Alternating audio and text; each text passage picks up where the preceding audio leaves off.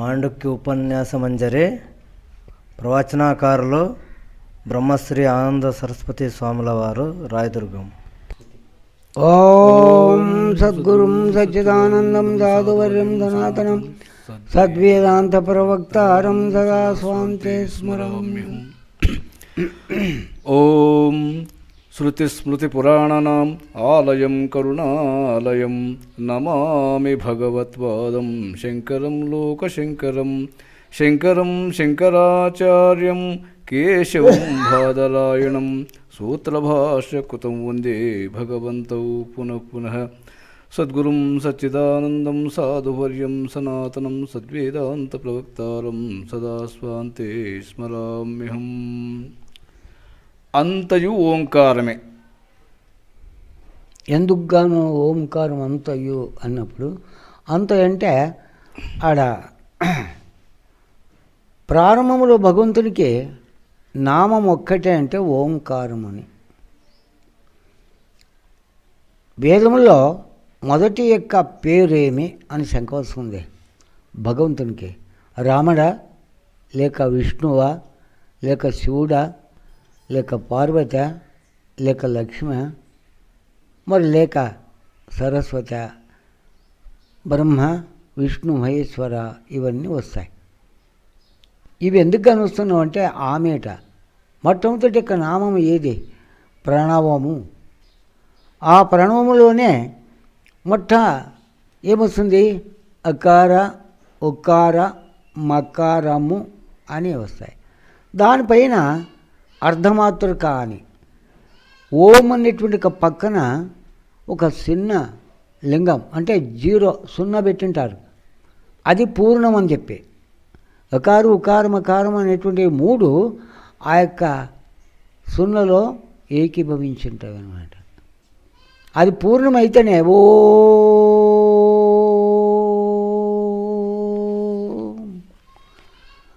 అన్నప్పుడు అక్కడ అంత పూర్ణమవుతుందన్నమాట.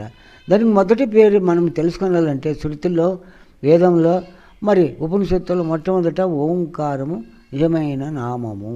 తదనంతరం అన్నీ అనేక నామములు. అనేక నామములైన ఆత్మ ఒక్కటే ఏకమే. దానికి భగవంతుడు ఇంకొక పేరు ఇచ్చింది. ఏమిటప్ప అంటే నామ్ని. అన్నీ నామములైతే ఆ ఓంకారము ఏం పిలిచింది ఉపనిషత్ సారం అంటే నామ్ని అని పిలిచినారు. విషయములు అనేకములు ఉండొచ్చు, విషయి ఒకటే. క్షేత్రములు అనేకములు ఉండొచ్చు, క్షేత్రజ్ఞుడు ఒక్కడే. క్షరములు అనేకం ఉండొచ్చు, అక్షరుడు ఒక్కడే. ఈ విధంగా మనకు భగవద్గీత ఉపనిషత్తులు బ్రహ్మసూత్రం మనకు చెప్తుందన్నమాట. ఓంకారమే నిజమైన పేరు భగవంతునకు.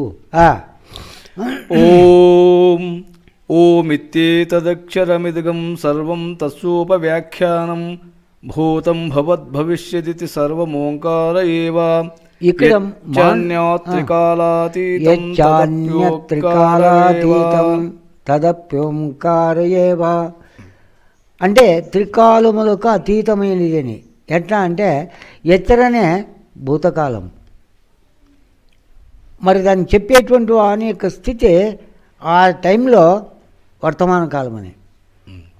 ఇంకా ఒక నిమిషం, ఒక దినం, ఒక మాసము, ఒక సంవత్సరము, ఒక యుగం భవిష్యత్ కాలం అని. త్రికాలములు సంబంధించి ఉంది అంటే లేదు, త్రికాలములకు అతీతమై ఉన్నది అంటాడు. ఇది ముఖ్యమైనటువంటి ఒక విషయం. ఇది చాలామందికి తెలియదనమాట. త్రికాలం అతీతం అంటాడు కదంటే మూడింటిని తెలిసేవాడు కనుక అతనికి ఏమన్నారు? త్రికాలాతీతుడు. ఓంకారము 3 కాలములకు అతీతమైనది. ఈడే తన సుషుప్తులో ఉన్నప్పుడు ఒక్కడే. లేవు కానీ ఇతర స్వరూపం కలిగితేనే ఆ ఓ మా అని 3 కలిసి అర్ధమాతృక లేదా తురీయము అంటారు దాన్ని. ఇది చాలా సూక్ష్మమైన విషయం. చాలామందికి ఏమవుతుందంటే ఇన్ని నామములు ఉండవి ఇవి కాదా అంటే ఇవి సుళ్ళు. దాని మూలం ప్రణవము, ఓంకారము. ఈ విధంగా పిలుస్తుంది మనకు శాస్త్రము. ఇది అంతయు ఓంకారము అనే అక్షరమే. ఆ, దాని ఉపవ్యాఖ్యానం ఇది. అవదు.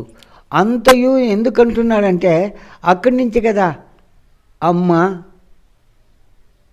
అప్ప, అన్న, అక్క, అయ్య, అత్తడు అన్నీ వస్తాయి చూడండి. అన్నింటి 32 అక్షరములు దాంట్లోనే అంతర్గతమైన అనమాట. అ ఆ, ఏ ఏ, ఓ ఓ, రు రు, లు లు, ఏ ఏ, ఐ, ఓ ఓ, ఔ, అం, అహ, క, ఖ, గ, ఘ, ఞ, చ, ఛ, జ, ఝ, ఞ, ట, ఠ, డ, ఢ, ణ, త, థ, ద, ధ, న, ప, ఫ, బ, భ, మ, య, ర, ల, వ, శ, స, ష, హ, లక్ష. ఎక్కడి నుంచి వచ్చింది? అకారం నుంచి ప్రారంభమవుతాయి ఇవన్నీ. సర్వము ఓంకారమే. అర్థమైనా? ఇది సూక్ష్మమైన కథ. భూతము, భవిష్యత్తు, వర్తమానము ఇది అంతయు ఓంకారమే. ఇప్పుడు పొద్దున్నుంచి 9:30 అయింది. ఇదంతా ఈ భూతకాలం. ఇప్పుడు దాన్ని చెప్పేటువంటి సమయమే వర్తమాన కాలము. ఇంకా ముందు రాబోయేటువంటిది సాయంకాలం వరకు, రేపు, మరునాడు, యుగము, యుగాంతరములు, భవిష్యత్ కాలమని. ఈ మూడింటిని తెలిసేవాడు తానే. కానీ 3 కలిసి కాలములు కదా అని ఆ ఓం స్వరూపమైనటువంటి భగవత్ స్వరూపాన్ని చెప్పనేరవు, పలకనేరవు. దానికి ఓంకారము అంతయు అన్నాడు. మొట్టమొదటి నామము ఓంకారము. కాలాతీతమైనది ఏదియో అదియు ఓంకారమే. ఎందుకంటే అతీతుడైనటువంటి ఆ ఆత్మను బట్టే, ఆ అక్షర స్వరూపుడు ఉండబట్టే ఆ కాలాన్ని, కాలాతీతాన్ని 3 కాలములు చెప్పేవాడు తానే. కాలాతీతుడు కూడా ఓంకారమే. ఎందుకంటే మొట్టమొదట ఓంకారం కాదు ఉన్నింది, నిరాకారం. నిరాకారం తదనంతరం ఓంకారం. ఇది చూడండి. ಮೊದಲಿಗಿತ್ತು ಓಂಕಾರ, ಮೊದಲಿಗಿತ್ತು ನಿರಹಂಕಾರ, ಅದರಲ್ಲಿ ಹುಟ್ಟಿತು ಓಂಕಾರ. ఓంకార ఆకారవే త్రిగుణద ఆకార. ఇట్లా చెప్పుకుంటా వెనుకటి యొక్క వాక్యాల్లో కూడా వస్తుందన్నమాట. వచనకారులు చెప్పింది. చెప్పండి. వేదమందలి కర్మకాండ మంత్రములు కర్మకు అంగములై ఉన్నవి. ఎందుకు అంటే వేదములు అంటే దాంట్లో ఒకటే భాగం ఉందా? జ్ఞాన భాగం అంటే కాదు, కర్మ భాగం ఉన్నది, ఉపాసన భాగం ఉన్నది. అందువల్ల మొట్టమొదట జ్ఞానభాగం, మొట్టమొదట జ్ఞానభాగం, తదనంతరం కర్మభాగం, తదనంతరం ఉపాసన భాగం. కర్మోపాసనలు చే భోగములు, సుఖములు, ఎన్నో సంపదలు ప్రాప్తి అవుతాయి. అయినా నశించేవే. నశింపనిదే ఆ ప్రణవ స్వరూపమైన పరబ్రహ్మం ఒక్కటే నిజమైనది. దాన్ని తెలియడానికి ఇక్కడ ఓంకారం మూలం అంటాడు. వాటిని ఆయా కర్మను చేయుటకు వినియోగింతురు. సరే, ఋషులు హృదయమున స్ఫురించిన ఆయా మంత్రమును సూత్రకారులు చెప్పినట్లు ఋషి, ఛందస్సు, దేవత వీటి జ్ఞానమును సంపాదించుకొని కర్మకు వినియోగించుకొనవలెను. ఎందుకంటే పూర్వంకు ఇంకోటి గమనించినారు. ఋషి, ఛందస్సు, మరి ఇది మూడవది, ఇది ఛందస్సు, దేవత. దేవత ఎందుకంటే పలానా దేవుని గురించి స్తుతి చేస్తామని చెప్పి అంటాం కదా, ఉపాసన చేస్తామంటాం కదా. అదే ఫస్ట్ మొట్టమొదటిదే ఇది మన దేవతకు మొదలు, లాస్ట్ అది దేవత. ఋషి, ఛందస్సు, దేవత. ఎందుకంటే ఋషి మొదటివాడు. అవును సార్. ఛందస్సు దీనికి ఇదే కదా, దీనికి ఇదే కదా అని చెప్పి వాక్కులు అప్పుడు వస్తాయి అక్షరాలు. దాన్నే మరి దేవత అనుసరించి 3 విధాలు చెప్పినాడు. వీటి జ్ఞానమును సంపాదించుకొని కర్మకు ఉపయోగించుకొనవలెను. కర్మ యొక్క ఈ 3 చెప్పినారు కదా అని చెప్పి అక్కడికి ఉండకూడదంట. కర్మకు ఉపయోగించుకోవాలంట. దేని ఎట్లా ఉపయోగించుకుంటావు? జ్ఞానంతో. ఈ చేయదగినటువంటి కర్మ, ఇది చేయరానిది కర్మ అని చెప్పి జ్ఞానంతో వినియోగించుకొని నీవు మరి పొందు ఆ యొక్క ఫలాన్ని. దేవత యొక్క ఫలం ఏది? ఇంద్రుని గురించో, సూర్యుని గురించో, మరి అష్టదిక్పతుల గురించో, నవగ్రహాల గురించో ఈ దేవతలు ఉండరు కదా. ఈ దేవతోపాసన చేస్తే మొట్టమొదట నీవు తెలుసుకోవాల్సింది ఓంకారం. అక్కడి నుంచి ఇది ప్రారంభం. కర్మ యొక్క స్వరూపమును వివరించే బ్రాహ్మణములు ఇట్టి మంత్రములను కర్మకు వినియోగించవలనని చెప్పుచున్నవి. బ్రాహ్మణులని చెప్పి మీరు వేరే అర్థం చేసుకోవద్దండి. మంత్రములకు బ్రాహ్మణులని పిలుస్తారు ఉపనిషత్తులో. ఇక్కడ కూడా బ్రాహ్మణులు తెచ్చారు కదా, మీరు వేరే అర్థం చేసుకోకూడదు. మంత్రములకు అక్షరములకు బ్రాహ్మణములు అని ఉపయోగించుకుంటారు మహర్షులు ఆనాటికి. అయితే జ్ఞానకాండమందలి మంత్రములు, వాటిలోనూ ముఖ్యంగా బ్రహ్మతత్వమును తెలుపు మంత్రములు అలా కాదు. సరే, ఏలననగా బ్రహ్మస్వరూపమును తెలుసుకున్న పిమ్మట మరలా చేయవలసింది ఏమీ మిగలదు. ఆడు గురువు చాలా సూక్ష్మమైన విషయం చెప్తానండి. పాస్ అయిపోయినాను, తిరిగి చదువుకొచ్చామండి. లేదు, పాస్ అయినాక చదివిపోతామా? ఏమండి పాస్ అయిపోయినానండి. జ్ఞానం తెలుసుకున్న తర్వాత తిరిగి ఆ కర్మ కానీ ఉపాసన కానీ చేయాలని సిద్ధాంతం లేదు అంటాడు గురువు. పూర్ణం తెలుసుకున్న తర్వాత నువ్వు కర్మ కర్మ ఉపాసన రెండు చేయాలని సిద్ధాంతంలే. జ్ఞానాన్ని తెలియడమే ఒక పెద్ద ప్రయత్నం. అది తెలిసినవా ఇంకా మళ్ళీ నువ్వు కర్మ చేస్తూ చేయలేకుండా చేసినా నీకు భయం లే. కారణం ఏమంటే అకామునిగా నిష్కామునిగా చేస్తుంటావు. కన్ను కొట్టొద్దని చెప్పి అని చెప్పి నిలబెడతావు. కన్ను రెప్పు కొట్టొద్దని చెప్పి అని చెప్పి నిలుపుతావు అంటే లేదండి ఒక రోజు అని చెప్పి ఒక 10 నిమిషాలు 5 నిమిషాలు అంటే ఎక్కువ. మరి అది సహజంగా కొట్టింది కదా. అట్లా నీవు నిష్కాముడవై కర్మ చేయి, ఉపాసన చేయి. ఎందుకని చేయాలంటే ప్రతిఫలం లేదు కదా, ఫలమును తెలుసుకుంటావు, ఆశించలే. మరి ఇతరులకై చేసి చూపు అంటాడు. నష్టమేం లేదు కదా జ్ఞానికి నష్టం ఉందా? లేదు. దానికి తెలుసుకున్న తర్వాత కర్మ చేయాల్సిన పని లేదు. కర్మకాండ ఎందలి మంత్రములకును అర్థం కలదు. చూడండి, ఏదది అర్థం?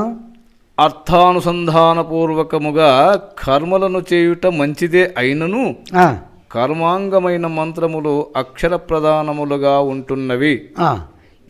మంత్రవాక్యముల శబ్దమును అదే అనుక్రమము అనుసరించి ఉచ్చరించవలే. అంటే ఏ మంత్రమైన కానీ తప్పు లేకుండా బాగా పఠించి అభ్యసించి శుద్ధంగా అనుకోనాలి అక్షరములు. అట్లా చేస్తేనే అదొక ప్రతిఫలం బాగా శుద్ధంగా ప్రాప్తి అవుతుందన్నమాట. అలా ఉచ్చరిస్తూ చేసే కర్మయే నిజమైన కర్మ అగును. ఊరకే అర్థమును మాత్రము భావించుకొని కర్మను చేయుటకు రాదు. ఎందుకంటే శాస్త్రీయంగా శృతి పద్ధతిగా వేదం ఎట్లా చెప్పిందో కర్మ ఈ విధంగా చేయాలా అని మంత్రం చెప్పింది కదా. దాని సక్రమంగా శుద్ధంతకర్మతో వాక్కు ఒకటై ఉండాలా, దేహము ఒకటై ఉండాలా, మనసు కూడా ఏకీభవించాలా. మూడుని ఏకీభవించి చేస్తే అది శుద్ధమైన కర్మ. అనగా అలాగ చేసిన కర్మ ఫలవంతము కాదు. తత్వజ్ఞానమును ప్రతిపాదించు వాక్యముల ఉచ్చారణయు అవశ్యము. ఎందుకంటే కర్మకు అంగములు మంత్రములు ఉచ్చరించి చేసినా తత్వం తెలుసుకోవడానికి మాత్రం ఇది చాలా ఉపయోగమవుతుంది అంటాడు. ఎందుకను కర్మ ఎందుకు గాను చేస్తున్నాను అసితృషులకు. నిజమే, అసితృషుల యొక్క శాశ్వతమా ఆ గంట టైంన భుజించే యొక్క స్థితిలో ఆమె దాని అసితృషి తెగబోతుందన్నమాట. అయితే తాననే యొక్క స్వరూపాన్ని, జ్ఞానం అనే యొక్క స్వరూపాన్ని మరి ఈడు ముళ్ళు ప్రయోగించాలంటే మొట్టమొదట గురువుని సమాశ్రయించు అంటాడు. వేద దృష్టితో వేదాధికారులే అధ్యయనము చేయవలెను. అవును, అది ఎందుకంటే గురుకుల వాసం అప్పటికి ఉండేది, ఇప్పుడు లేదు కదా. వేదాధ్యయనం చేయాలంటే గురువుల యొక్క మార్గంలోనే గురువుతోనే తాను మరి పఠించేది అభ్యసించేది చేయాలి. అట్లా లేకపోయింది. ఇప్పుడు చాలా అప్పటికి ఇప్పటికీ అజగజాంతరం అని చెప్పచ్చు. ఏనుగు ఎక్కడ మేక ఎక్కడ అంటాడు. అదేమంటే మేక, గజమంటే ఏనుగు. ఏనుగుకి మేకకు సాటి కట్టెకి వస్తుందా? అట్లయిపోయింది గురుకుల వాసం లేకుండా. అందువల్ల వేద విద్య మనకు లభ్యం కాకుండా లౌకిక విద్య లెక్కలే మతిలే. నేను అమెరికాకు పోయింటి, నేను విశ్వానికి పోయింటి, నేను చంద్రలోకానికి పోయింటి, నక్షత్రలోకానికి పోయినాను, అంగారక లోకం పోయినా కూడా మరి దుఃఖం ఇచ్చేది కానీ సుఖం ఇయ్యేది కదా. అయినా ఈ వాక్యములు అక్షర ప్రధానముగా ఉండవు, సరే, అర్థ ప్రధానముగా ఉంటున్నవి. ఏ అక్షరమైనా రాని వాక్కు నుండి, హృదయం నుండి అర్థ ప్రధానం ఉంటుంది. కర్మ ఉపాసన అర్థ ప్రధానం అంటే ధనము సంప్రాప్తించుట, భోగము సంప్రాప్తించుట. జ్ఞానం ఒక్కటే మోక్ష ప్రాప్తికి మూలం. అందువల్ల అర్థ ప్రధానం అంటారు చూడండి. ఈ అర్థమును వేద శబ్దము యొక్క ఉచ్చారణ లేకయే అర్థము చేసుకొనవచ్చు. అట్లు గ్రహించిన వారికి తత్వ విషయమున గల అజ్ఞానం పూర్ణంగా తొలగుచున్నది. ఎందుకంటే అర్థ అధ్యాసం, అర్థ ప్రతిఫలాన్ని ఆపేక్షించడానికి జల్ది గుర్తాయలేదు. ఏది? జ్ఞాన ఫలము, ఆత్మ యొక్క ఫలం, మోక్షం యొక్క ఫలం తెలియదనమాట. ఇవి రెండింటిని అతిక్రమించి జ్ఞానంతో సూక్ష్మంగా తెలుసుకునేది. అది చేసేది కాదు, చేసి చూపేది కాదు, తెలుసుకునేది అంటాడు జ్ఞానం. అదే నిజమైన అర్థం అంటాడు. ఈ ధర్మార్థ కామము ఇవి ప్రతిబంధకం, మానవునికి ప్రతిఫలం ఇస్తాయి. తిరిగి జన్మరణములకు గురి అవుతావు అంటాడు కర్మోపాసన చేత. జ్ఞానం ఒక్కటే జన్మరాహిత్యము, మోక్షప్రాప్తి, ముక్తి అంతవరకు తీసుకొస్తాడు గురువు. కర్మజ్ఞానం వల్లను కర్మ స్వరూపము విషయమున మనకు గల అజ్ఞానం పోవుట నిజము. అవదు. అయితే కర్మలో ప్రతిఫలాన్ని చేయడం చేత ఏది కలిగిందంటే అవిద్య, అజ్ఞానం. ఈ అజ్ఞానం మనకు బంధించిందనమాట. నామరూపాన్నే నమ్ముతున్నాం కానీ నామరూపాన్ని సృష్టించినటువంటి నిమిత్త మాత్రం సాక్షి అయినటువంటి ఆత్మను తెలియకపోతున్నాం. నిజమైనటువంటి సృష్టికర్త కూడా ఉన్నాడంటే సృష్టి మిథ్య, కర్త సత్యము. అతన్ని తెలుసుకుంటే ఈ కర్మోపాసన యొక్క బంధం పోతుంది. అతన్ని తెలియక ఇడిచిపెట్టినామా, సృష్టికి కర్తృత్వానికి ప్రాధాన్యం ఇచ్చామా అంటే 90 ఏళ్ళు, 100 ఏళ్ళు, 100 జన్మములు ఎత్తిన సుఖదుఖములు తప్పవు. అల్ప సుఖము చాలా దుఃఖం. అయితే అంత మాత్రాన కర్మఫలం సంభవింపదు. ఏలనన ఆ ఫలము కర్మలు చేసిన పిమ్మట కాలాంతరములో సంభవింపదగినది. ఎందుకంటే కర్మ చేసిన కూడా కాలాంతరంలో ప్రాప్తే. ఏమంపా నేను ఇంద్రుని గురించి యజ్ఞం చేస్తే రాలేదు కదా అంటే ఇంకా కొంచెం ఏదో తక్కువ పడి ఉంటుంది, 99 చేస్తే 100 చేయాలప్ప అని కాలాంతరం. ఇప్పుడు ఇచ్చేవాడు రేపిస్తాను అన్నాడప్ప అని చెప్తాం కదా, ఏదైనా ఇచ్చి తీసుకునేది అట్లుంటుందంటాడు. స్వర్గఫలం, భోగఫలం, లోకఫలం, విషయసుఖం ఇవన్నీ అర్ధాంతరంగా ఏ పద్య లభ్యం కావచ్చు, రేపు కావచ్చు. బుక్ పోట్ చేసినారు, దవలో మిస్ అయిపోయింది, మర్నాడు వచ్చారు. వాడు చూసిన ఫోన్ చేసి సెల్ ఫోన్లు ఈ పద్య వస్తుంది నీకు అన్నాడు. అట్లా కర్మ యొక్క ఉపాసనాదులు అర్థాంతములు. అర్థాంతములు అంటే ఈ పద్య లభ్యమయ్యలేదు, కొన్నాళ్ళు అయినాక దేహం ఇచ్చిన తర్వాత నీకు ప్రాప్తి కావచ్చు. పుణ్యలోకానికి తోలుకుపోతారు, బొంచే పని చేసిన పుణ్యం అంటారు. అంత తప్ప ఇంకేం లేదు. ఇక్కడి నుండి బొంబాయి పోయినా, తాజ్మహల్ హోటల్కి పోయినాను, 1000 రూపాయలు ఇచ్చినాను, బాగా భోంచేసి వస్తాయి. 1 దినం 2 దినాలు ఉంటే వస్తాయి.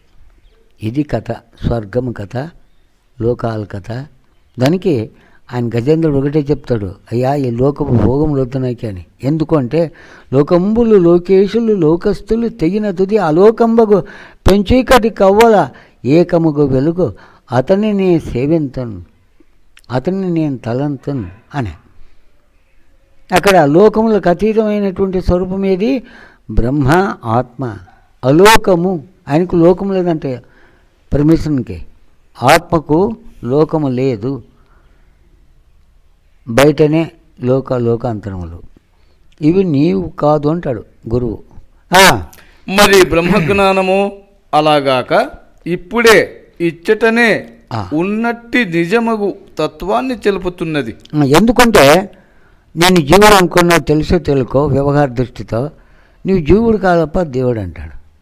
జీవో బ్రహ్మైవనాపరః, జీవో బ్రహ్మైవనాపరః, బ్రహ్మ సత్యం జగన్మిథ్య, జీవో బ్రహ్మైవనాపరః. ఇప్పుడే జ్ఞానములని కలిగేదేమంటే స్వస్వరూప ప్రాప్తి. ముక్తి అన్న ఒకటే, మోక్షం అన్న ఒకటే, కైవల్యం అన్న ఒకటే. ఇప్పటికిప్పుడే ఇది జ్ఞానం అత్యధికమైన శ్రేష్టమైనది. కర్మోపాసన అన్నిటికన్నా అల్పము. అల్పములో అల్పమని తెలుసుకునేది ఆయన. ఇప్పుడు 99 మంది ఏం పడినాం మనం అంటే కర్మ ఉపాసనకు పడినాం, కానీ జ్ఞానానికి చెయ్యి వేయలేదు. పరమసుఖాన్ని పొందాలని కోరలేదు. ఈడ అనుభవించినాను, కావలసినంత కోట్లకి బతికి ఇచ్చేసినాను, స్వర్గం కూడా నేను పొందాలనే ఇచ్చ పెట్టుకొని మళ్ళీ ముందుకుపోతాడు. ఇది కథ. అందుకే చూసింది వాళ్ళు. జనన మరణం అంటే పునరపి జననం పునరపి మరణం పునరపి జనని జఠరే శయనం యుగ సంసారే భవదుత్సారే కృపయా పారే పాహిమురారే భజగోవిందం భజగోవిందం అని శంకర్లు ఎత్తి చూపించరు. జనమానం చెయ్యదబ్బా అల్పసుఖమది అంటాడు గురువు. ఆ జ్ఞానం చేత బ్రహ్మ విషయమందలి అజ్ఞానం పోతే అవదు. ఇక్కడే బ్రహ్మప్రాప్తి లేక మోక్షమనే ఫలం దొరుకుచున్నది. తప్పనిసరిగా దొరుకుతుందండి ముక్తి. మోక్షం అనే ఫలం తప్పనిసరిగా. ఇప్పుడు వ్యవహారం నీవు నేను చేస్తూ ఉన్నాం. చేసినప్పుడు 10 లక్షలకి వ్యాపారం చేస్తే ఆమె ఇస్తానంటే మనం ఇస్తామా? లేదబ్బా 10 లక్షలు చేసినావు, క్యాష్ ఉంటే మాట్లాడాలండి. నువ్వు నగలేక మాట్లాడినావు, ఇచ్చలేదబ్బా, ఒక పైసా కూడా ఇచ్చలేదు. నేను పైసా యొక్క సొమ్ము కూడా ఇచ్చలేవు, వద్దురా. ఇది నగదు. ఏది జ్ఞానముతో తెలుసుకునే మోక్షం ఇక్కడే శ్రవణ సమకాలంలో అంటాడు నచికేత. అత్ర బ్రహ్మ సమశ్నుతే, అత్ర బ్రహ్మ సమశ్నుతే. ఇక్కడే నీవు వింటావు కదా, ఆ యొక్క విన వాక్యంలోనే స్వరూప జ్ఞానం అయిపోతుంది. ఆయన నీవు జీవుడు కావో దేవుడు అని చెప్తాడు గురువు. దీనికి కాలాంతరాపేక్ష లేదు. ఎందుకంటే మోక్షం ఎక్కడో ఉంటే కాలాంతరాపేక్షం. కాశీలో ఉందప్పా, నేను ఒక దినమాలు పోవాలంటే అక్కడ కొనుక్కుంటానంటే అది కాలాంతరమే. పొద్దున పోతే సాయంకాలం వరకు. అట్లా కాలాంతరం కాదు, నీ స్వరూపమై ఉన్నది హృదయంలో. వింటేనే తెలుస్తుంది, లేకుంటే వినుకుంటే తెలిసేది కాదు. అంత సూక్ష్మంగా ఉంది స్వస్వరూపము, భగవత్ స్వరూపం.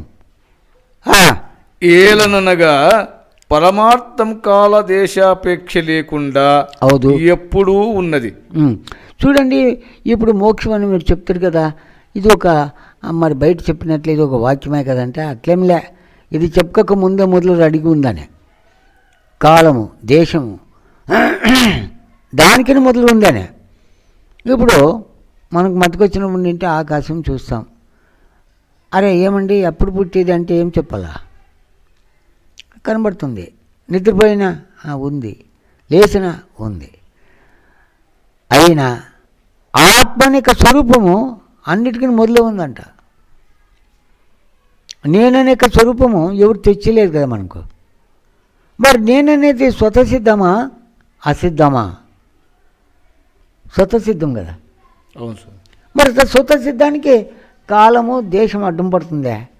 లేదు, బొంబాయిలో ఉంటే మోక్షం సిక్కుతుంది, మల్కమర్లో ఉంటే మోక్షం దూరం అవుతుందని ఆడని రాసినారా? తెలుసుకుంటూ కూడా తప్పు కదా. ఏడో పదార్థమై ఉంటే దాన్ని తీసుకోవచ్చు. ఆ గూట్లో పెట్టినాము, అది బిగించవు, తీసుకురా అని చెప్పచ్చు. మోక్షము స్వతసిద్ధము. కాన కాలాంతర దేశంలో తెలుసుకునేది అవుతుంది, కానీ ఇక్కడే ఉన్నది మొదలుతో స్వతసిద్ధమై ఉన్నది అని. యజ్ఞంలో వచ్చేటప్పుడు యజ్ఞదత్త అన్నారు, ఇంట్లో ఉన్నప్పుడు దేవదత్త అని పిలిచినారు.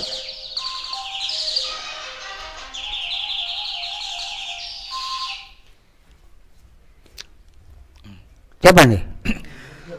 దానిని సరిగా తెలుసుకొనక తప్పుగా తెలుసుకున్నందువలననే ఏర్పడిన సంసారమనే అనర్థం దానిని తెలుసుకున్న వెంటనే తొలగిపోవుచున్నది. సంసారం అనర్థమని ఎందుకని అంటే ఒక వస్తువు కనబడుతుంది, ఒక వస్తువులో మారిపోతుంది.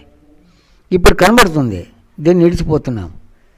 దానికి ఒక కాలంలో కనబడుతుంది, ఒక కాలంలో కనబడదు అనే యొక్క విషయం సంసారము. ఇది అనర్థం అని కానీ అర్థం అని నేను చెప్పలేదు చూడండి గురువు. ఇదే మోక్షమప్ప, ఇదే నిజమైన శాశ్వతమప్ప అని చెప్పలే. అనర్థం అనే. అర్థం అంటే మోక్షం అనుకో, ధర్మార్థ కామ మోక్షం. మరి నీవు గురువుతో తెలుసుకుంటే ఇప్పుడే స్వతసిద్ధమైంది. అర్థముల కన్నా అనర్థముల కన్నా మొదలే స్వతసిద్ధమై ఉన్నదన్నమాట. ఆత్మ అంటే ఇప్పుడు మనం చెప్పినాం కదా, నేనంటే ఆత్మ అని. ఆత్మ మరి ఎవరైనా చేసి పెట్టినారు లేదు, నేనేనండి అంటే. నేను చూస్తే సంపత్తు వచ్చేది అని అంటాం, అంతే కదా. మరి నేను చుట్టుకోకుండా అంటానా? మరి నేననేది మొదలా, అగబడేది మొదలా? నేననేది మొదలు. అయిపో నేననేది ఆత్మ అన్నప్పుడు అనాత్మ తోసింది అంతే.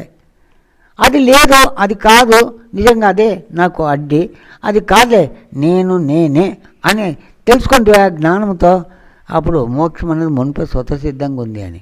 నేనన్న స్వరూపం ఎప్పుడుకుంది నాయన, నేను కానిది నీకు కనబడేది మాయమవుతుంది అంటాడు.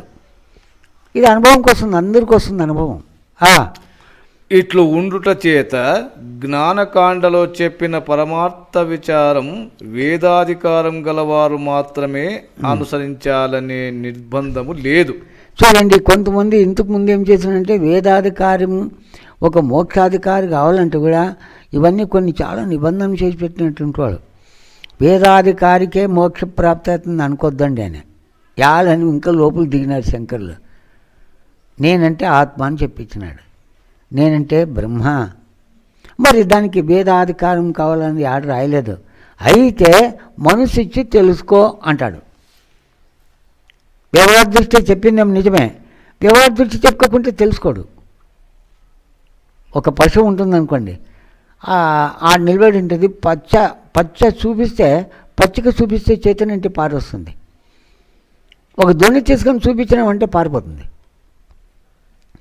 ఈడు ఫలాసక్తి అయి ఉన్నాడు. మరి ఫలం అంటే అది అల్పము, నామరూపంతో కూడిన సంసారం అంతా అది మాయిక, కల్పితం. నీ స్వరూపం నీ యొక్క ఆత్మ ఉంది కదా, అదే నిజమైన మోక్షము, అది కల్పితం అని తెలుసుకుని ఆయన అంటాడు గురువు. చూడండి ఎంత తేడా ఉంది తెలుసుకునే దాంట్లో. ఇది జ్ఞానంతో కూడింది తెలుసుకునేది. అది జ్ఞానం ఉండి కర్మ ఉపాసన చేయాలండి. ఇట్లా చేస్తే సరికదా, ఇట్లా చేయకుంటే సరికదా, సరికాదు కదా, అన్ని జ్ఞానంతో చెప్తాడు. అయితే ఇదేం లేదు, నేనున్నాననే స్వరూపం తెలుసుకునేది జ్ఞానం. రెండిటికి జ్ఞానమే. ఘటమన్నోడు వాడే, పటమన్నోడు వాడే. ఘటపట రెండు ఉండొచ్చు కానీ చెప్పేవాడు కూడా ఇద్దరా? ఒక్కడే. మరి చూడే, ఘటమనగా కుండ, పటమనగా వస్త్రం. ఘటపటం చెప్పేది ఘటాత్ బుద్ధి, పటాత్ బుద్ధి. వస్త్ర బుద్ధి ఉంది, ఘటము యొక్క కుండ యొక్క బుద్ధి ఉంది. బుద్ధి రెండే ఉండొచ్చు.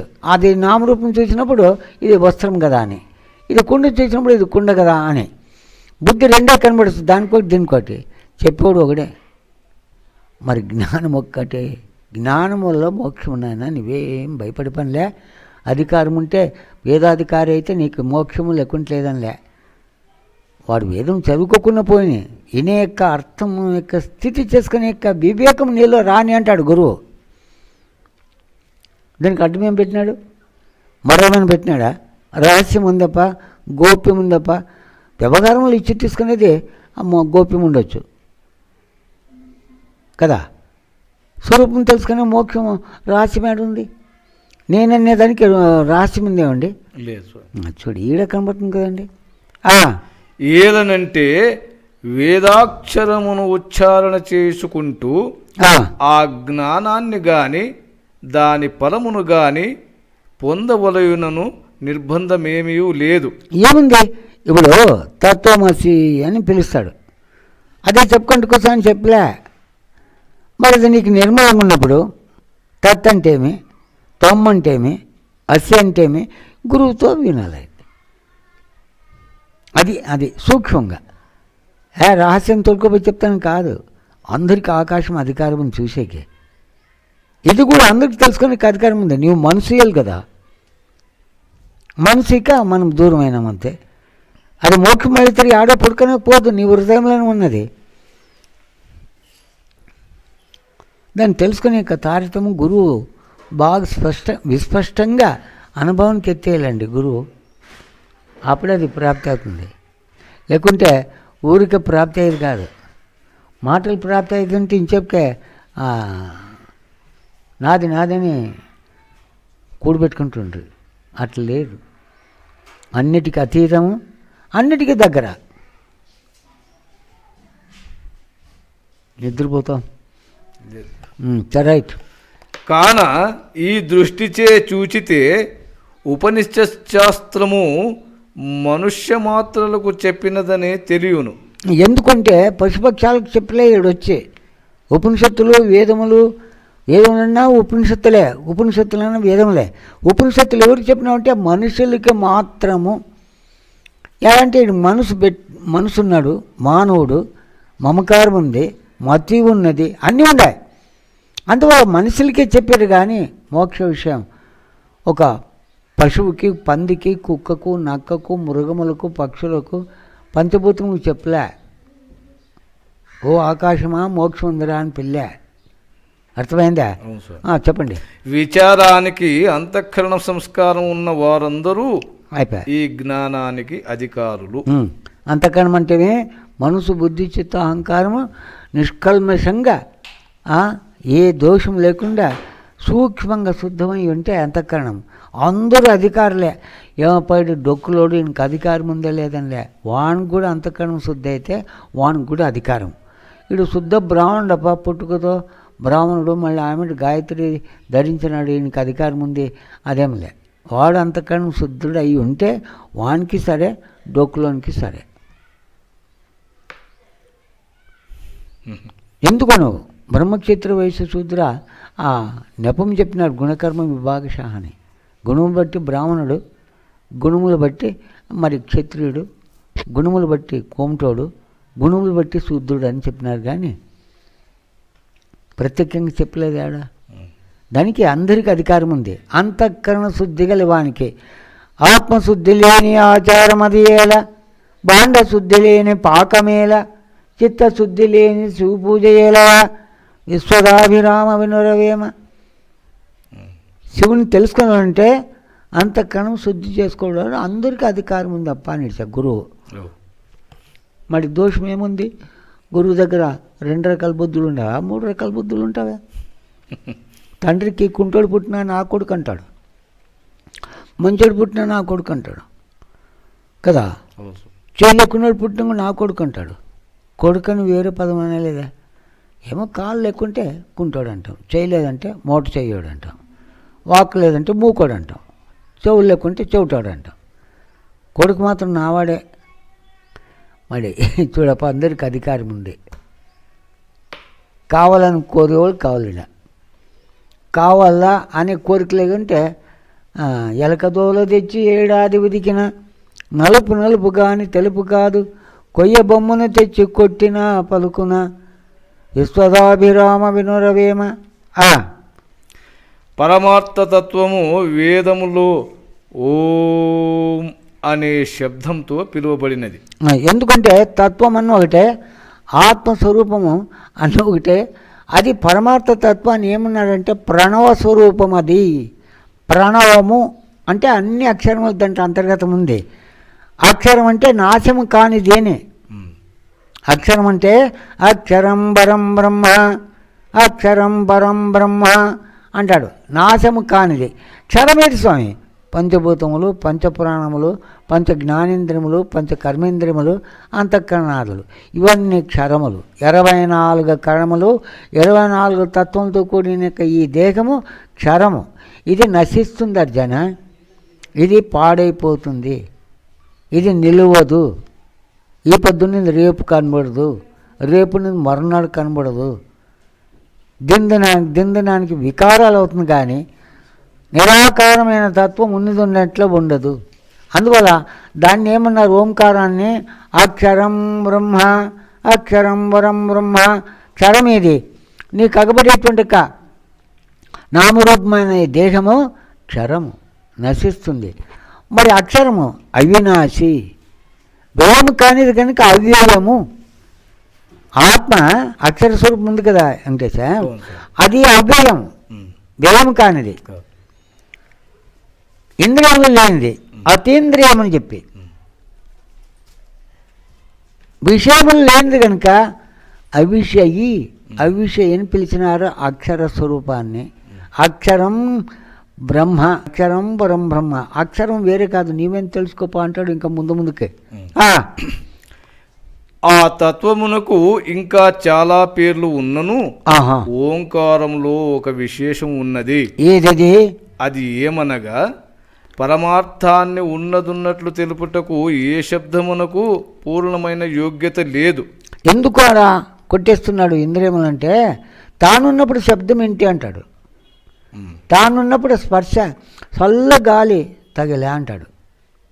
మంచిది చూస్తే మల్కమురిని, విశ్వాన్ని, సమస్తాన్ని చూసి అంటాడు తానున్నప్పుడు. దానికి ఇదే శబ్ద స్పర్శ రూప రసగంధములు. రుచిగా ఉంది, సుగంధంగా ఉంది, దుర్గంధంగా ఉంది తానున్నప్పుడు. తాను ఊరుకున్నాడంటే ఇవి ఉన్న కూడా పని చేయవు. కారణం ఏమంటే తాను మెయిన్. ఇవి నకిలీ, ఆత్మ అసలు, ఆత్మ నిత్యము. ఇవన్నీ అనిత్యములు, క్షణ భంగరములు. ఏమండి బాగుంది కదండి, పోతే పోతే అంటే ఎడుకండి పడికి కన్ను పోయిందండి నాకు, ఒకే కన్నండి. క్షణికములు నేను అనుకుంటున్నావు, ఇది తప్పు తెలివినని అంటాడు, హెచ్చరిక చెప్తాడు గురువు. చెప్పండి. అయితే వేదంలో దీనిని చెప్పుటకు ఎంచుకున్న ఈ శబ్దము అత్యంతము తత్వమునకు సమీపమున కలదు. ఎందుకంటే నా ముక్కు అన్నప్పుడు అది చూపాలవుతుంది కదా, నా చెవు అన్నప్పుడు చూపాలవుతుంది కదా. పిల్లలకి కూర్చోబెట్టి ఉంటారు సన్నాడు, నీ ముక్కు ఆడుందప్పా, నీ ముక్కు ఆడుతుండ గో అంటాడు. నీ మీసాలు ఆడున్నా అంటే గో. అది ఇట్లా గుర్తు చెప్పి ఇప్పుడు మనకేమైంది, చిన్నప్పటి నుండి మతికొచ్చినప్పటి నుండి దేహమే నేను, ఇంద్రియములే నేను, అంతఃకరణమే నేను. ఇదే ఈ అధ్యాసం పోవడానికి ముక్కాడున్నట్టు ఈడు ఉందని. నీవేడుండవు చెప్తావప్ప. చెవు చెప్తే, కన్ను చెప్తే, ముక్కు చెప్తే నేను ఎట్లా చెప్పేకొస్తుంది? మరి అంతటా ఉండవా లేదా? వివేకవంతుడైతే టక్ చెవుని ఊడో నీవై ఉన్నావు, కన్ను అయినా ఉండవు, తలకాయ కట్లేట్ కొడుతూ కదప్ప అంటావు, తల కూడా ఉండవు కదా, యాడ్ చూస్తాడు ఉండవు. ఏదో ఆహారం ఏదో భోంచేస్తే ఒక ముళ్ళు సిక్కని అనుకో, అది చేపలు తినేటప్పుడు ముళ్ళు సిక్కనే. ఏమనంటే గంటలో అంగళంలో ముళ్ళు సిక్కు ఉందని తీస్తావు, మరి చెయ్యి కావాలాడ, అంగళము కావాలా, మరి తీసేవాడు నీవే కదా. చిక్కని అని చెప్పినవాడు నీవేనా? వాడు వేరే లోపల, ఈడు వేరంటావా? మరి అంతటా ఉండే కదా అంగళము సిక్కనే, చేతిని తీసి అంటావు. మరి చెయ్యి నీవా? కాదు. అంగం నీవా? కాదు. మరి నేను ఎట్లా? సర్వవ్యాపకుడు, అంతటా ఉన్నవాడు, ఎందుగలుడందు లేడని సందేహము వలదు చక్రి సర్వోపగతుండు, ఎందెందు వెదికి చూచిన అందంది గలడందు దానవాగ్రణ వింటాయని. అద్వైతం ఆ పద్యంలో పూర్ణంగా అద్వైతం చెప్తున్నాడు ప్రహ్లాదుడు. మరి ఇతడు శిష్యుడు గ్రహించోడు కావాలి చూడప్ప. కాదు లేకుంటే దేవుడు ఆడ ఉన్నాడండి, ఆడలేతాడు. నీవే దేవుడు, మಣ್ಣು ಬಿಟ್ಟು ಮಡಿಕಿಲ್ಲ, ನಿನ್ನ ಬಿಟ್ಟು ದೇವರಿಲ್ಲ. ಕರ್ನಾಟಕ ಚಾಲೆಂಜ್. ಕರ್ನಾಟಕದಲ್ಲಿ ಈ ವಾಕ್ಯ ಒಂದೇ ಸಾಕು ಎಲ್ಲರಿಗಿಂತ, ಸರ್ವಜ್ಞಕ್ಕಿಂತ ಸರ್ವಜ್ಞ ಅಂತ ಎಲ್ಲ ತಿಳಿದಂತ ನಿಜನೇ. ಅದಕ್ಕಿಂತ ಹೆಚ್ಚಿನ ವಿಷಯ. ಯಾಕೆ? ಮಣ್ಣು ಬಿಟ್ಟು ಮಡಿಕಿಲ್ಲಲ್ಲ, ನಿನ್ನ ಬಿಟ್ಟು ದೇವರಿಲ್ಲ. ಹೇಳ್ರಿ. సర్వవేదాల సారమే ఓంకారముని ఉపనిషత్తులు చాటుచున్నవి. ఎందుకంటే ఎక్కడి నుండి వచ్చినప్పుడు ఆ శబ్దం అంటే హృదయం నుండి వాక్కులో బయలుదేరింది. అకార ఉకార మకార అర్ధమాత్రిక ఓంకారము చాటుచున్నవి వేదములు కాక ఉపనిషత్తులన్నీ గంట కోశంగా పలుకుచున్నవి. ప్రణవ స్వరూపము అని. వేదం అంటే తత్వాన్ని తెలుపు సాధనం అను అర్థంలో ఓంకారమే ముఖ్యార్థమన వేదార్థమై ఉన్నది. ఎందుకంటే మూలము తత్వమే. తత్వం వేదం. వేదం అన్నా తత్వం అని ఒకటే, ఉపనిషత్తు అని ఒకటే. అది ఓంకారము ఆ తత్వమూలం నుండి బయటకు వచ్చిందనమాట. అట్లా మనకు అనుభవంకి వస్తుంది. ఇంకొకటి దీంట్లో మహారహస్యంగా చెప్పినాడు, శిష్యులైన వాళ్ళకి తెలుస్తుంది. ప్రాణములో 2 అక్షరాలు పోసినాడు, అంశమంత్రం అని. ఇది వాగ్రూపంగా వచ్చి చెప్పేది ఆడే. వాగురు చెప్పుకోకుండా ఆ యొక్క ప్రాణం కింద వచ్చినప్పుడు ఒక అక్షరము, మరి పైన పోయినప్పుడు ఒక అక్షరము. శబ్దం ఏకాంతంలో కూర్చుంటే స్పష్టంగా అంశము అనేది తెలిసిపోతుంది. అప్పటికే తాను పోసినాడు, తానే ఉండాడు. అదే నేను, అదే నేను. చిదానంద రూప శివోగం శివోగం, చిదానంద రూప శివోగం శివోగం. జీవోహం దేహోహం మనో అహం ఇంద్రియ అహం అనలే. చిదానంద రూప శివోగం శివోగం, చిదానంద రూప శివోగం శివోగం. ఇంత ఉపకారం చేసి భగవంతుడు వచ్చిన్నా ఎదుటికున్నా ఆయన తెలియక పరోక్షంగా కాసిపోతే విశ్వనాథుని యొక్క నాకు ప్రాప్తి అవుతుంది, కైలాసం పోతే ప్రాప్తి అవుతుందని ఇది ఎక్కడ రాయలే. అది పొరపాటు. మనం చేయండి, అట్లా చేయండి. అందుచే వైదికులు వేదాల కర్మకాండం యొక్క ఆదిలో అంత్యంలో ఈ అక్షరమును ఉచ్చరింతురు.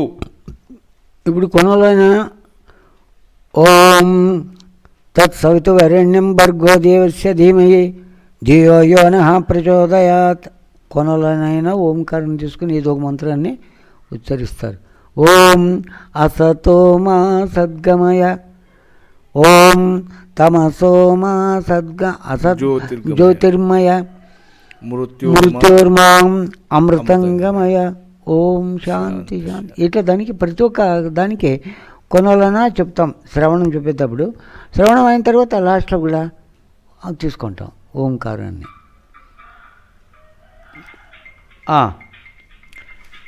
పరమార్థమును ఉపాసించు వైదికులు ఓంకారమే ఆ తత్వమని ప్రతీకంగాను, ఓంకారమే దాని పేరని వాచకంగాను ఉపయోగింతురు. ఎందుకంటే ప్రతీకమన్న ఒకటే, పేరన్న ఒకటే, గుర్తు. ప్రతీకం అంటే గుర్తు. వైదికులను ఎందుకు తీసుకుంటున్నారంటే వేదములు అభ్యసించే వాళ్ళంతా కూడా, ఉపనిషత్తులు అభ్యసించే వాళ్ళంతా మొట్టమొదటి ప్రణవాన్ని ముందు పెట్టుకొని మరి అభ్యాసం చేస్తారు అని. దానికి ఎట్లా అంటారంటే ప్రణవం లేని మంత్రం శిరస్సు లేని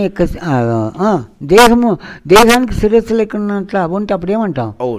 మొండిమ లేని మొండిమ, శిరస్సు లేని మొండిమని. దానికి కూడా సంస్కృతం నేర్పిస్తాడు. ఏమని నేర్పిస్తాడంటే శరీరస్య శిరస్సు గాత్రస్య శిరః ప్రధానం అని. గాత్రం అంటే ఒక పేరు, దేహమునకు గాత్రస్య అని. ఈ గాత్రానికి శిరస్సు ప్రధానమని, గాత్రము ప్రధానమనిలే. అట్లా ఇక్కడ ఓంకారము శిరస్సు ఉన్నట్ల. ఇంకా మిగతావన్నీ కూడా దేహము, అవయములు, ఇంద్రియములు ఎట్లనో అట్లా. దానికి ఈ వైదికులు మాత్రము మొట్టమొదట ఓంకారాన్ని పెట్టే ముందుకు పోతారు. అది ఉండే తిరాలి అంటాడు. ఏదంటే మూలం అదే. నిజమైన పేరు ఏది? బ్రహ్మకు ఆత్మకు ప్రణవము. ప్రణవం అని తెలుసుకుంటాడు. శిష్టులు ఏర్పరిచిన సంప్రదాయ రీత్యా ఈ రీతి కర్మలకును ఉపాసనలకును చూడండి, శిష్టులు అంటారు. శిష్యులు అంటే ఈ మార్గంలో ఉండేటువంటి వాళ్ళు. ఏర్పరిచిన సంప్రదాయ రీత్యా అవుదవుదవుదు ఈ రీతి కర్మలకును ఉపాసనలకును వైదికులే అవుదు, వేదాధికారము గలవారే అధికారులు. ఎందుకంటే వాళ్ళు వేదాలను అభ్యసించి గురుముఖేణ జ్ఞాతవ్య, గురువుల చేత తెలుసుకుంటారు. ఇతరులు కూడా వేదములు చెప్పించడానికి వాళ్ళే మూలం. దానికి వాళ్ళు వేదాధికారులు అని చెప్పి మరి శిష్టులని, శిష్టాచారం అంటాం కదా, పరంపర వస్తుందన్నమాట. మనం గురు పరంపరలు వేసిస్తారు. నారాయణం పద్మభువం వశిష్టం శక్తించ తత్పుత్ర పరాశరంచ వ్యాసం సుఖం గౌడపదం మహాంతం గోవింద యోగేంద్ర మతార్షి శిష్యం శ్రీ శంకరాచార్య మతార్షి శిష్యం పద్మపాదంచ అస్తామలకంచ తాంత్రోటక వార్తికకారమన్య అస్మద్గురు సంతతమానతోస్మే. ఇది పరంపరం, శిష్టాచారం. వేదాధికారులు అయిన వాళ్ళు ఇట్లా సంప్రదాయం వేసుకుంటూ వచ్చింటారు. మా సంప్రదాయం అండి, మా వంశం అండి అని చెప్పుకుంటాం కదా, అట్లా ఇది. అయితే ఈ ఉపనిషత్తు ఓంకారాన్ని మరి యొక్క దృష్టితే జిజ్ఞాసుల ముందు ఉంచినది. ఈ దశోపనిషత్తులు వచ్చి చిన్నదే, మాండిక్యం ఒక్కటే చాలు మోక్షానికి. కానీ ఫస్ట్ ఆంజనేయునికి చెప్తాడు రాముడు. ఫస్ట్ ఆంజనేయుడు దీనికి మూలం ఏమంటే ఓంకారం అంటాడు. ఆ ఓంకారంలో 3 అక్షరాలు. ఏది? అకార, ఉకార, మకార. జాగ్రత్త, స్వప్న, సుషుప్తి ఎట్లనో 3 అట్లా. ఆ 3 తెలిసే సాక్షి ఉన్నాడు కదా తుర్యమని, దాన్నే అర్ధమాత్రిక లేదా 0 అంటాం. 0 పూర్ణం అంటాం. దానికయ్యే ఈ 3 మనకి ఇప్పుడు సమస్తం కనబడేది. ఏది? జాగ్రత్త, స్వప్నము, సుషుప్తి. ఈ 3 కదా. దానికి మాండిక్యం ఒక్కటే చాలు అంటాడు మోక్షానికి. ఏంటంటే ప్రణవాన్ని సక్రమంగా విభజన చేసి గురువు అందిస్తే శిష్యునికి ఎంత దగ్గర ఉంది కదా. అన్ని ఉపనిషత్తులకి ఇంకా ఆచారము, భక్తి, జ్ఞాన, వైరాగ్యము, సాధన చతుష్టయము ఇవన్నీ సాధించాలి. వాటిలో అవన్నీ గుణాలు అవలంబించుకునాలి. దీంట్లో ఏం లేదు, మాండిక్యం ఒక్కటే చాలు అంటాడు మోక్షానికి. కారణం ఏమంటే ప్రణవం ఒక్కటే యొక్క స్వరూపాన్ని పూర్తి తెలిస్తే ఇక్కడే ఉంది కదా, నీ యొక్క హృదయంలో నీ స్వరూపమై ఉంది కదా అని బాగా స్పష్టంగా చెప్తాడన్నమాట గురువు. ఇది ఎక్కడో పుడుకోకపోతుంది ఆయన. దశోపనిషత్తుల కన్నా మాండిక్యోపనిషత్తు చిన్నది. ఆయన కూడా అది చెప్తాడు చూడే, పిట్టే చిన్నదైనా కూత ఘనము అని.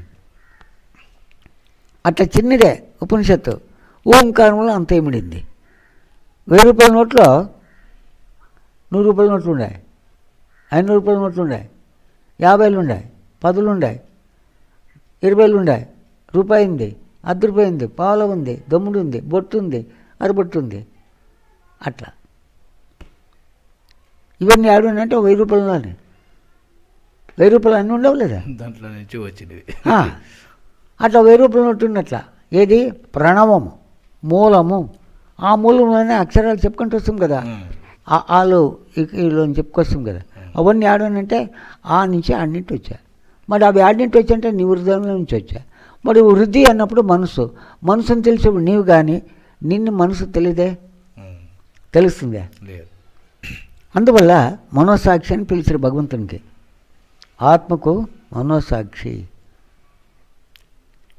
అటువంటి సాక్షి నీవై ఉండి కూడా నిన్ను నువ్వు తెలుసుకుంటే జన్మ వృధా అవుతుందంటాడు. ఇది మాత్రం హెచ్చరా, ఇది చెప్పేతాడు గురువు. ఎందుకుంటూ వచ్చింది ఉన్నతమైన జన్మ. మానవ జన్మ దొడ్డదో ఇది హాని మాడలు ಬೇಡ అని అంతే. పోగొట్టుకోవద్దు దీన్ని, పోగొట్టుకోవద్దు దీన్ని, హాని చేయొద్దు దీన్ని, దుఃఖం పెట్టొద్దు. బాగా తెలుసుకో. మంచి సిల్కంగి తొడుక్కొని రావరా నాయన. సిల్కంగి బాగా బాలికొస్తుంది. 70 ఏండ్లు 80 ఏండ్లు 100 ఏండ్లు వస్తుంది ఈ అంగి.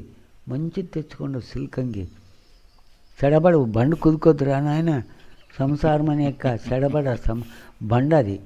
చెడబడంటే భార్యకి, కొడుకుకి, ధనంకి, ఇల్లు వాకిలికి ఊరికి చెడబడ ఉదికి దీన్ని నష్టం చేసుకొని పోయేటప్పుడు ఏడ్చుకుంటే పోదురా నాయన.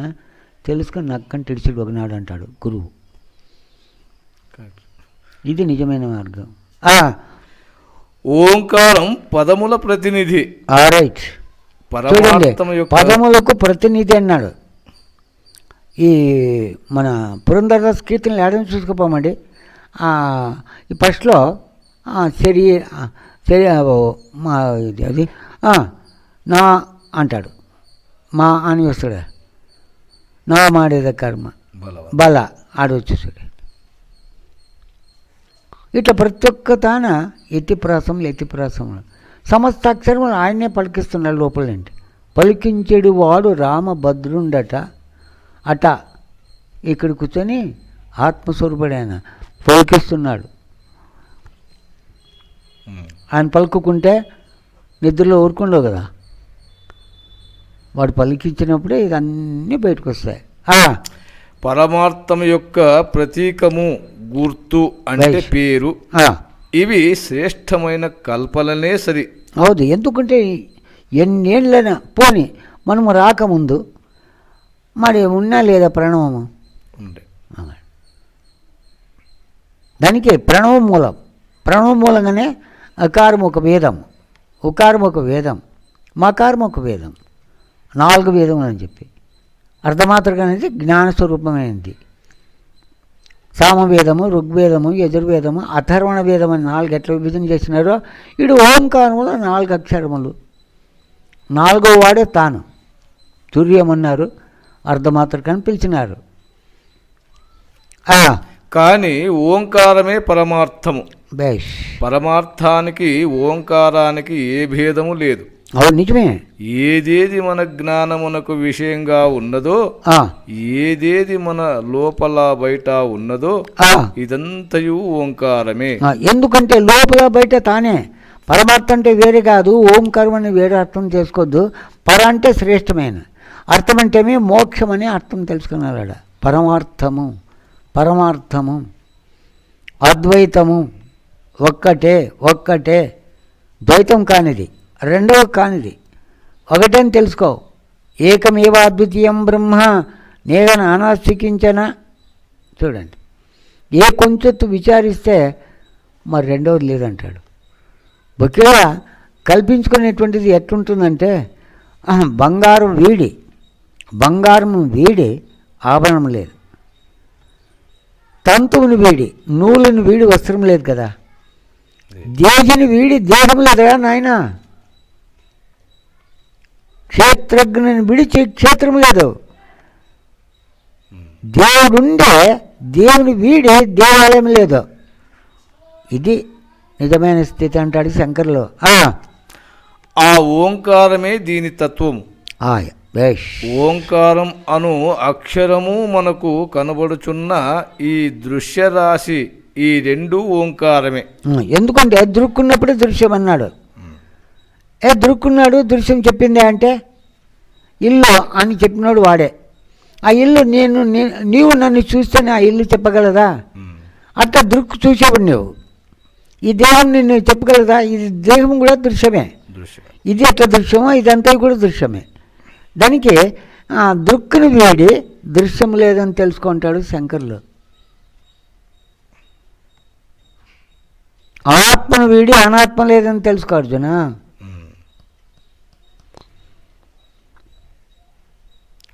అక్షరాన్ని వీడి క్షరము లేదు, అమూర్తాన్ని వీడి మూర్తం లేదు, కారణ స్వరూపాన్ని వీడి కార్యం లేదని తెలుసుకో. చెప్పండి అయింది. ఈ ఓంకారమే అన్నింటికి తత్వమని, నిజ రూపమని ఉపనిషత్తులు తెలుపుచున్నవి. ఎందుకంటే ఉపనిషత్తులు ఎందుకు కానీ వచ్చినామంటే స్వరూపం, అక్షరం వరం బ్రహ్మ అని చెప్పి కదా, అక్షరం అంటే ఓంకారం అని. అందువల్ల ఉపనిషత్తులను కలిసి దాన్నే సూచిస్తామంట. 10 ఉపనిషత్తులు ఏర్పెట్టి చూపించినా ఆ ఓంకారాన్నే, ఆ పరమార్థాన్నే, ఆ అక్షరమైన పరబ్రహ్మాన్నే. మరి రెండవది చెప్పేకి రాలేదంట. మరి ఈడు రెండవవాడా ఒకటోవాడా అంటే ఒక్కడేడు.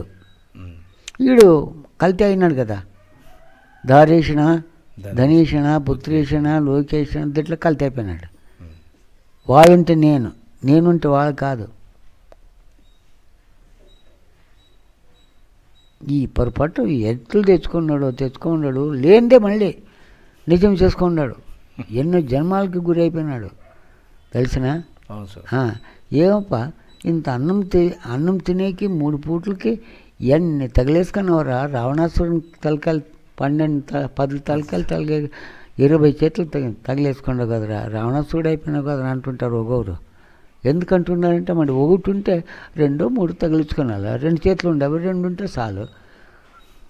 ఆ రావణాసురుని తలకాయలు తగిలించుకుంటే ఎంత తూకం అవుతుంది? రాను తూకమైంది కానీ మొదలు 2 తలకాయలు, ఒక తలకాయ ఉండే పెండ్ల మొత్తం 2 తలకాయలే, ఆడింటి 100 తలకాయలే. తూకమా ఆడారమా చెప్పండి. ఇప్పుడు మీరు కట్టుకున్నారు కదా, నేను కట్టుకున్నాను కదా. భారమే. ధరణికి గిరి భారమా, గిరికి ధరణి భారమా. చూడండి లెక్క అంటాడు, అట్లా నిజం అంటాడు. వాడు చెప్పింది ఫెయిల్ అయిపోతుంది. ఎలా నువ్వు నాకు తెలుసురా, ఎణిగేవానికి నీకేం తెలుసురా అంటాడు ఎదురుగా వాడు స్నేహితుడు. ఇది అంతయు అంటే ఏది ఏవో తప్ప. ఎందుకంటే అంతయు అన్నప్పుడు దుండుగా ఇప్పుడు గోధుమ పిండి ముద్దు బాగా నాది ముద్దు పెట్టాం. ఒకటి సన్నది చపాతి చేసి పిల్లోడు అటం చేస్తుంటే సన్ని చేసి ఇచ్చే వాడికి సంతోషమే, వాడు తినే. పెద్దని పెద్ద ఇచ్చేసే తినే. మరి గోధుమ పిండి సన్నదే పెద్దదా? చపాతి సన్నది పెద్దది ఉండొచ్చు కదా, గోధుమ పిండిలో సన్నది పెద్దది ఉందే, పూర్ణమే. దానికి అంతయు అదే అంటూ కదా, అది ఎట్లట్లా అని ప్రశ్న. దీన్ని కొంచెం విడమర్చి చూతుము. చూడొచ్చండి. మరి మనకు బయట దేశకాలాలలో ఏది దృశ్యమానంగా ఉన్నదో అది అంతయు ఓంకారమే. ఎందుకు ఓంకారం అని చెప్పానంటే బంగారు ఉన్నప్పుడే కదా ఆభరణం ఎక్కడ పడింది అది. మరి ఆ విధంగా మట్టి ఉన్నప్పుడే కుండ, మూగుట, కడువ, గిద్ద, మూగుట అన్నీ మట్టి యొక్క సామాగ్రిలు కనబడినాయి. అయితే ఆ ఒక్కటి ఉన్నప్పటికీ దీపం నాకు పడింది అది. అట్లా ఓంకారం ఉన్నప్పుడే అమ్మ, అప్ప, అన్న, అక్క అని ఇవన్నీ పెరుగుతాయి. ఆ ఓంకారం నుంచి అక్షర స్వరూపమైన వేదములన్నీ, ఉపనిషత్తులు ఏమేమి వాక్కులు చెప్పినారు కదా మన గురువులు, అవన్నీ ఆ ప్రణవ స్వరూపం నుండి బయటపడినాయి. అది ఇది ఏది అదే. అత్ర తత్ర కుత్ర. అత్ర అంటే ఇక్కడ, తత్ర అంటే అక్కడ, కుత్ర ఎక్కడ.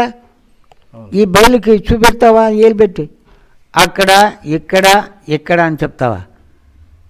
లేదు. అయితే అక్కడెక్కడ పదమైంది కానీ ఆ మూడు చెప్పేటువంటి స్వరూపంలో అక్కడున్నాడా, ఇక్కడున్నాడా, ఎక్కడున్నాడంటే ఇప్పుడు ఇంట్లో ఉన్నాను అంటాడు, బయటకు పోయినప్పుడు బయటకు పోయినాను అంటాడు. మరి నీ స్వరూపం నిజంగా చేసుకుంటే బయట లోపల ఉండావా లేదా? ఎప్పటికీ ఉండే స్వరూపం. మరి దానికే పెద్దలు చెప్పిండేది, నేను పెట్టి దేవుడిల్లో మన పెట్టి మడికెళ్ళంత తిరుకోలప్ప అంటాడు కన్నడంలో. ఏదేది ఇచ్చట అచ్చట మనకు కనబడుచున్నదో, ఏదేది ఇచ్చటనే అని స్పష్టంగా తోపక ఏదేని ఒక దేశంలో ఉండవచ్చునని తోచుచున్నదో అదంతయు ఈ ఓంకారమే. ఆయన ఎందుకు అంటే తానున్నప్పుడు కదండి ఏ దేశము, ఏ కాలము, అక్కడ ఇక్కడ కొండలో, అడవిలో, ఊరిలో, గ్రామంలో, బావిలో, సముద్రంలో, నదుల్లో అన్ని చెప్పేవాని యొక్క స్వరూపము అంతటా ఉండి చెప్తున్నాడా, అంతటి లెక్క చెప్తున్నాడా? అంతటను చూసి చెప్తున్నాడు. కనబడవన్నీ అక్కడక్కడ భాగాలు చెప్పచ్చు. తూర్పునకు, పడమటకు, మరి దక్షిణమునకు, ఉత్తరంకు అని చెప్పచ్చు. ముండకంలో ఒకటే మరి చెప్తాడు, బ్రహ్మవేదం పురస్తాత్ బ్రహ్మ పశ్చాత్ బ్రహ్మ దక్షిణోత్తరేణ అధోచ్య ఊర్ధ్వంచ ప్రసృతం బ్రహ్మవేదం విశ్వమిదం వరిష్టం. ఇన్ని చెప్పేది అన్నింటికి వరిష్టం అంటే అన్నిటికన్నా శ్రేష్టమై ఉన్నది, మిగిలై ఉంది అంటాడు ఆ ముండకములో ఈ మంత్రాన్ని. ఇదే యొక్క సారాన్నే ఎందుగలడందు లేడని సందేహం వలదని ప్రహ్లాదుడు. అంతకుముందు ఎవరు చెప్పినారుప ముందుకక్కని రా ముందు అంటే ఓం పూర్ణమదః పూర్ణమిదం పూర్ణాత్ పూర్ణముదచ్యతే పూర్ణస్య పూర్ణమాదాయ పూర్ణమేవావశిష్యతే. పూర్ణమిడిసి లేదు, పూర్ణమిడిసి రెండవది లేదు. పూర్ణం నుంచి పూర్ణం అని చెప్పినాము కానీ అపూర్ణం లేదు అని. ఇది తెలుసుకున్న దాంట్లో మన ఆత్మ సర్వత్రా సమదర్శిన సర్వభూతేషు, అన్ని పంచభూతంలో ఒక్కొక్క దేహం పంచభూతంతో ఉంది. ఆ భూతాల్లో ఆ యొక్క నేను ఆత్మ సర్వభూతేషుమై, సర్వభూతేషుమై, అందరి యందు నేను నేను అనే ఆత్మ ఉన్నది కదా, అది అందరి యందు ఒక్కటి కానీ రెండు కాదు. ఈ జ్ఞానం చేసుకున్నప్పుడు మనకు మోక్షమే. చెప్పండి. ఇదంతయు ఈ ఓంకారమే అని తెలుసుకొనవలెను, తెలియవలెను, అంటే అలా భావించవలెను అని అభిప్రాయం కాదు. నిజంగా అది ఓంకారం అయి ఉంది. అది ఇప్పుడు ఆభరణం తీసేసినప్పుడు బంగారు ఉంది కానీ బంగారు లేదంట ఉంది. మరి విభజన చేసిన ముద్దునికంతా ఆభరణం కాక ముందు ఏది ఉందంటే బంగారు. మరి ఆభరణం అయినప్పుడు బంగారు ఉంది, ఆభరణం తీసేసిన తర్వాత బంగారు ఉంది. బంగారుకి మాత్రం లోపం లేదు. అన్నింటిని చెప్పేది ఓంకారమే. ఓంకారం వీడి రెండవది లేదని ఎట్లు తెలుసుకో. మళ్ళీ అదంతా నేను అనేక విషయం కాదు. ఎటు చూసినా బ్రహ్మ తప్ప లేనిది. ఏది? నామరూపమైన జగత్తంతా దేహం మొదలుకొని సమస్తం కల్పితము. నా స్వరూపం బ్రహ్మమొక్కటే అకల్పితము. ఈ ఓంకారాన్ని వీడి ఏదియు ఎచ్చటను లేనే లేదు. సరే, అనుటను అనుభవానికి తెచ్చుకొనవలెనని అర్థము. ఊరికే మాట అనుకోవద్దు, అనుభవం తెచ్చుకో. అంతటా అంతటా అన్నప్పుడు ఇప్పుడు ఆకాశం చూస్తాను అంతటా అంటాం. నీ స్వరూపం చూసి అంతటా నీ వెనకనే పలుకుతావా? ఏడ పలుకుతావు? ఆలోచన చాలా తలకాయ తూకమవుతుంది. అప్పుడు ఏమరా ఇది అని బాగా వినింటే, శ్రవణం చేసింటే ఆత్మస్వరూపం ఎట్టిది, అక్షరం అంటేమి, క్షరం అంటేమి, అనాత్మ అంటేమి, దేహి అంటేమి, దేహం అంటేమి బాగా మతనం చేస్తే టక్కని చెప్పి అనుభవంకి వస్తుంది. వెలుపలి దృశ్యములన్నీ ఆకాశములో ఎచ్చటేని ఒక చోట ఉంటున్నవి. ఏ ఆధారము ఆపేక్షింపక ఇచ్చోట గలదని భావించుకోవలసింది, లేకనే బయట వస్తువును లేదు. చూడండి ఎందుకు ఆ మాట అంటున్నాడంటే, ఆకాశం చేసినప్పుడు ఒకటి కనబడుతుంది, అదొకటి కనబడుతుంది అంతే. ఇవన్నీ దాంట్లో ఉండవంటే చెప్పకపోతుందా? ఆ ఆకాశం కూడా నిజంగా ఈ ఓంకారమే. ఇలాగే ఏదేది అప్పుడు ఇప్పుడు అని మనకు కనబడుచున్నదో అదంతా ఈ ఓంకారమే. ఏదేది మనకు ఫలానా కాలంలో అని తెలుసుకున్నను, ఏదేని ఒక కాలంలో ఉండవలెనని తోచునో అదంతయు ఈ ఓంకారముని తెలియవలెను. ఎందుకంటే అక్కడెక్కడనే క్లియర్ కదా. అంతటా ఉన్నాను అన్నప్పుడేమి చూసేవాని యొక్క స్వరూపం ఎక్కడ చూసినా ఉంది.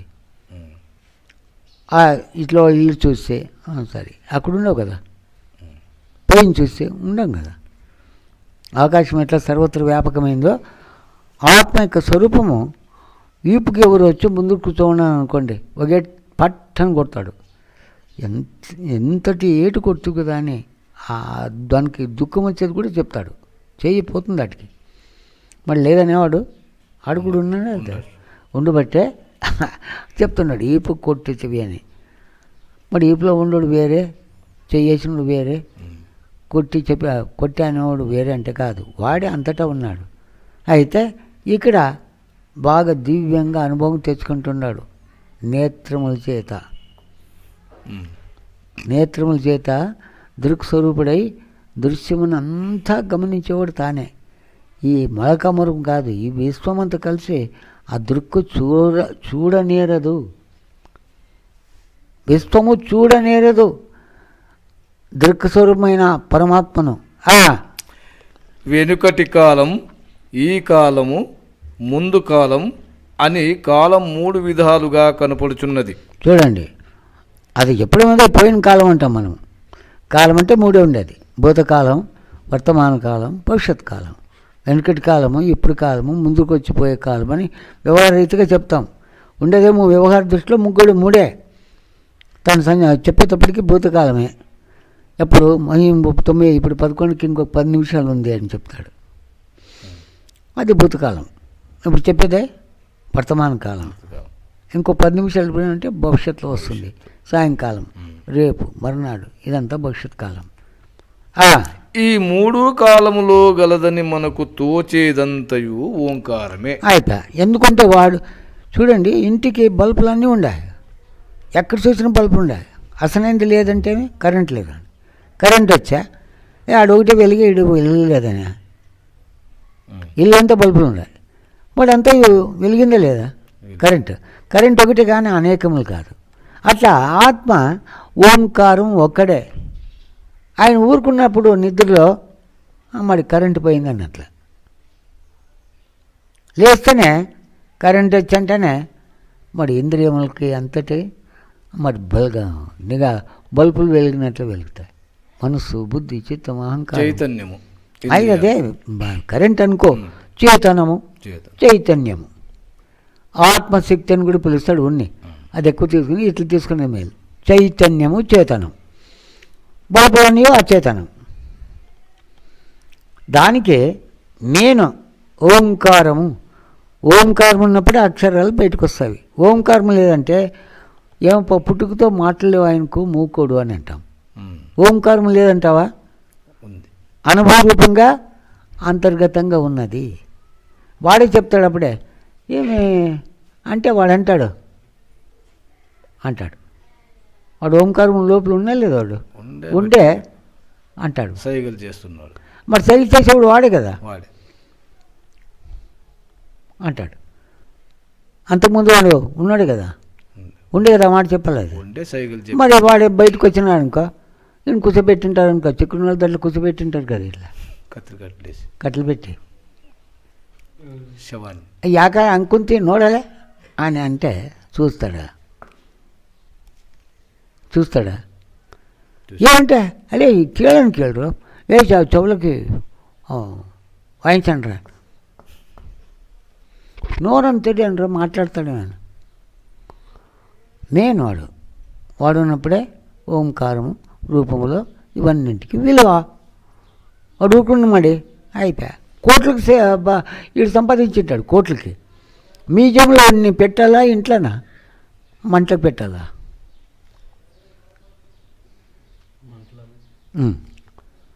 మరి చూడు, మళ్ళీ వాడుంటే దీంతోనే పాపం మంట పెట్టేదంతానే కోట్లకు దుడుస్తాడా లేదా? మరి నేను బాగా పూజ చేయలేదు, దినము మ్యూజియం చేసుకుని ఇంట్లో. అడవిలో యాదో ఆలగద్దుండి మరి తెల్లకాకి అంటే మైసూరులో పెట్టండి, బతికింకాయ చూసి ఆ తెల్లకాక దాన్ని అట్లే మరి మ్యూజియంలో పెట్టండి. దీన్ని వాళ్ళు మ్యూజియంలో పెట్టకూడదంటే అన్నిటికీ విలువ కానిది అని. ఇవి వాడుంటే ఎంత విలువ, వాడుంటే అన్నింటికీ విలువ. ఓంకారం ఉన్నప్పుడే కదా సమస్తాన్ని తెలిసేది. ఓంకారం లేదంటే పోనరా మూకుడు అంటే మాట్లాడతావు. ఈడబెట్టాను కదండి సమస్తం అనుభవాన్ని. మన వెలుపల దృశ్యములు దేశకాలాల్లో ఉన్నట్లు కనబడుచున్నవి, ఒకదానికొకటి. ఎంత ఉంది సమాసం? ఇంకా ఉంది సార్. మన వెలుపల దృశ్యములు దేశకాలాల్లో ఉన్నట్లు కనపడుచున్నవి, సరే, ఒకదానికొకటి కాలదేశాల వల్ల దూరం లేదా దగ్గర అని తోస్తున్నాయి. అంతే. ఉదాహరణకు భూమికి సూర్యమండలం ఇంత దూరంలో ఉందని కనబడుచున్నది. సరే, ఆ రెండింటిలో ఒకటి మరొక దానికన్నా ఇంత దూరంలో ఉందని భాసిల్లుతున్నది. సరే, రెండింటిలో ఒకటి మరొక దానికన్నా మొదట సృజింపబడి ఉన్నట్లు తోచును. సరే, ఆ అచేతన వస్తువులు, సస్యములు, ఇలాగే భూమిపై గల ప్రాణులు, మనుష్యులు, ఇదంతయు ఇది దగ్గర, మరొకటి ఇంకా దూరము, దీనికన్నా ఇది దగ్గర, వీనిలో ఒకటి మరొక దానికి ఇంత దూరంలో కలదు. వీటిలో ఒకటి అయిన పిమ్మట ఒకటి పుట్టుచున్నది, ఒకటి నాశనమైన తర్వాత ఇంకొకటి ఉంటున్నది. ఎందుకంటే దృశ్యం యొక్క రాశి అంతా విభజన చేస్తాడు. సూర్యమండలం చాలా దవ్వు అంటాం, నక్షత్ర మండలం కూడా దానికి దగ్గర అంటాం, దానికి దగ్గర చంద్రమండలం అంటాం. ఒకటికి ఒకటి దగ్గర దవ్వు చెప్పేటువంటి యొక్క మరి మనకు అనుభవంగా వస్తూ ఉంది. అత్తర దగ్గర అని చెప్పేటువంటి యొక్క స్వరూపంలో దగ్గర అత్రనా దవ్వ అంటే కాదు, దగ్గర కాదు, దవ్వ కాదు, అంతటా ఉండి తాను మిగులుగా ఉన్నాడు. సూర్యుని చెప్పేటువంటి వాడు తానే, ఇంత దవ్వు ఉందని చెప్పేవాడు తానే, తన దేహం దగ్గర నాకు సమీపం ఉందని చెప్పేవాడు తానే. తాను మాత్రం అన్నిటికన్నా వ్యాపకమై దగ్గర, అన్నిటికన్నా దగ్గర. ఎందుకంటే అవి దృశ్యములు మాయమవుతాయి లేదా దృశ్యములు వికారం అవుతాయి. నేను అనే స్వరూపం వికారం పొందదు, అది దృశ్యము కానిది. అదృశ్య స్వరూపం ఉన్నది ఆత్మ, అదే నేనై ఉన్నానని చెప్పి తెలియడమే శిష్యుని యొక్క కర్తవ్యము. గురువు కూడా అదే దాన్ని చెప్పాలా, మరి వేరేదని చెప్పకూడదు. దానికి దృశ్యము అని తీసుకున్నాడు. దృక్ అంటే తాను అని. దృక్ దృశ్య దౌ పదార్థం. మరి దృశ్యమాయా దృగ్బ్రహ్మ ఇది వేదాంత డిండిమ అని చెప్పినాడు చూడండి శంకర్లు. చెప్పండి. కాన అని మనం భావించినాము. కాన మనలో ఉండే జ్ఞానము, ఇచ్ఛ, ఆశ్చర్యము, కుతూహలం, భయం, కల్పన, సంకల్పం, స్మృతి మొదలగు కొన్ని భావములు బయటి దృశ్యం వలె ఏదేని ఒక దేశంలో గలవని మనకు అనిపించదు. ఈ భావనకు ఆ భావమున ఇంత దూరంలో ఉన్నది అని మనము ఎవ్వరూ తెలుసుకోము. అయినా వ్యవహార దృష్టిలో దాన్నే విభజన చేసుకుంటే కూర్చొనే లేదు. దగ్గరలో ఉంది, 7 మైళ్ళు ఉందప్ప రాజధాని కనుక మల్కమారు, రాజధాని మైళ్ళు ఉందప్పంటే 7 మైళ్ళు ఉందని దగ్గర దవ్వ అని చెప్తాం అంతే. దాన్ని వ్యవహారంలో 24 గంటలు తెలుసుకుంటుంటామా? లేదు. అయిన దృశ్యం యొక్క దృష్టి అంతే. దృష్టి మనం ప్రయత్నం చేయలేదు కదా.